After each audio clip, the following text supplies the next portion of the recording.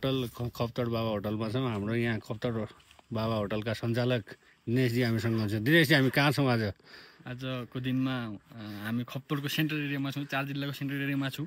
यो चाहिँ के भन्छ छेडेपाटन भन्छ जसलाई हामी।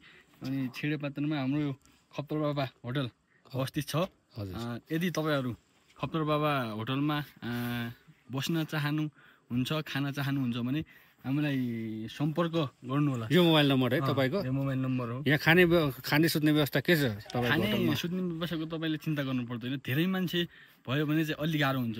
धेरै भने कतिजना बजती भयो भने गाह्रो हुन्छ? लगभग 150 एबोभ 150 भयो भने अलि अवस्था गाह्रो हुन्छ, कठिन। किनभने चाहिँ हाम्रो रुम अनुसारको हुन्छ नि त हजुरको।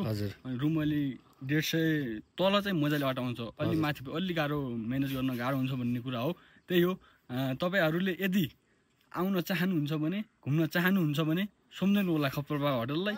खप्तड घुम्नलाई हामी कति दिनको लागि आउनु पर्यो? कति दिनमा हामी खप्तड घुमेर सकाउँछौँ हामी? तपाईँलाई मजाले घुम्नुहुन्छ, खप्तडको इन्जोय लिनुहुन्छ, प्रकृतिको इन्जोय लिनुहुन्छ, धार्मिक स्थलको के भन्छ दर्शन गर्नुहुन्छ, बुझ्नुहुन्छ। यहाँको दर्शकहरू मतलब यहाँ गोठालाहरू पनि आउँछन्, उहाँसँग घुलमेल गर्नुहुन्छ भनेपछि 2 दिन चाहिँ मिनिमम 2 डेज मिनिमम चाहियो। ए हुन्छ, ल धन्यवाद दिनेशजी। ल हामी यो सबैसँग पुगाउँछौँ। धन्यवाद।